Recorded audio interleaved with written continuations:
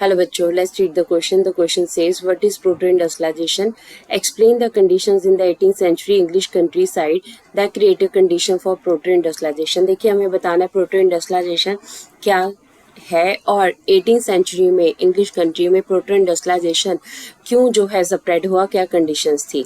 So let's read about it. Proto industrialization, इसकी definition सबसे पहले हम पढ़ते हैं. प्रोटो मीन्स यहाँ पे हमारे पास है प्रीवियस, पुराना, एंशियंट. इंडस्ट्रियलाइजेशन तो हमें पता है मास प्रोडक्शन की बात की जाती है. इसका मतलब प्रीवियस टाइम पे जो इंडस्ट्रियलाइजेशन आने से पहले प्रोडक्शन होती है, that is known as proto industrialisation.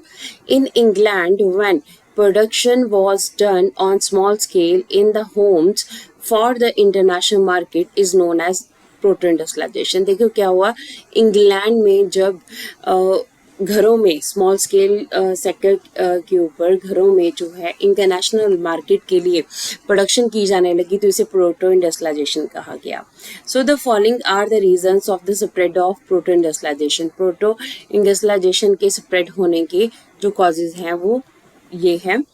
In the 17th and 18th century, merchants from the Europe began moving to countryside. ठीक है, 17th-18th सेंचुरी में क्या हुआ, जो मर्चेंट्स थे इंटरनेशनल मार्केट में जो अपना ट्रेड करना चाहते थे, उन्होंने कंट्री साइड में मूव करना स्टार्ट किया.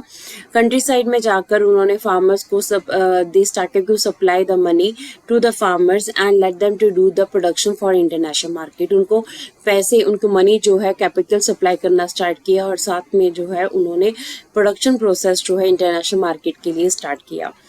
अब ऐसा क्यों किया उन्होंने, क्योंकि guild restrictions were there in the urban area. देखो अर्बन एरिया में क्या था, शहरों के एरिया में क्या था, गिल्ड की रिस्ट्रिक्शंस थी. गिल्ड के ऊपर जो है काफ़ी रिस्ट्रिक्शंस लगी हुई थी. गिल्ड की काफ़ी रिस्ट्रिक्शंस थी, यानी कि जो ट्रेड है उसमें जितनी भी ट्रेड यूनियन से उन्होंने अपनी बहुत सारी पाबंदियाँ लगाई हुई थी. So it was very difficult for the traders to set up their business in the town, so they moved to country side. ठीक है, अब हमारे पास क्या था, जो बिजनेस पर्सन थे, मर्चेंट्स थे, उनके लिए शहरों में जाना, ट्रेड करना काफ़ी मुश्किल हो गया था क्योंकि गिल्ड की रिस्ट्रिक्शंस इतनी ज़्यादा हार्ड थी कि वो आगे काम नहीं कर सकते थे.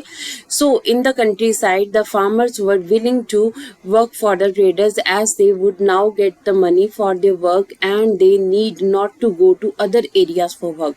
अब देखिए, जब ये मर्चेंट्स कंट्री साइड की तरफ गए, गाँव की तरफ गए 17th-18th सेंचुरी में, तो वहाँ के किसान जो है उन्होंने उनके प्रपोजल को जो है एक्सेप्ट कर लिया. क्यों कर लिया, एक तो वैसे वो उनके पास लिविंग सोर्सेज जो हैं वो इतने ज़्यादा नहीं थे, दूसरा एग्रीकल्चर भी काफ़ी अच्छा नहीं चल रहा था और कुछ जो किसान हैं वो अपने एरियाज़ को छोड़कर भी दूसरे एरियाज़ की तरफ माइग्रेट हो रहे थे.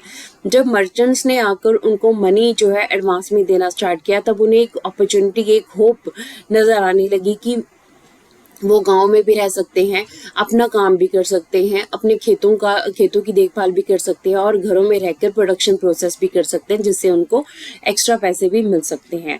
सो they could now do agriculture and live their places too. ठीक है, वो एग्रीकल्चर भी कर सकते थे और अपने प्लेसेस में रह भी सकते थे. तो हमारे पास जो है मेन कंडीशन क्या थी कि शहरों में मर्चेंट्स जो है वो ट्रेड नहीं कर पा रहे थे, इस वजह से वो गांव की तरफ, जो कंट्री साइड है उसकी तरफ बढ़े ट्रेड करने के लिए और वहाँ पे जो फार्मर्स थे उन्होंने भी इनका सपोर्ट किया. So this is the answer of the question. Hope so you understood the question as well as the answer. Thank you.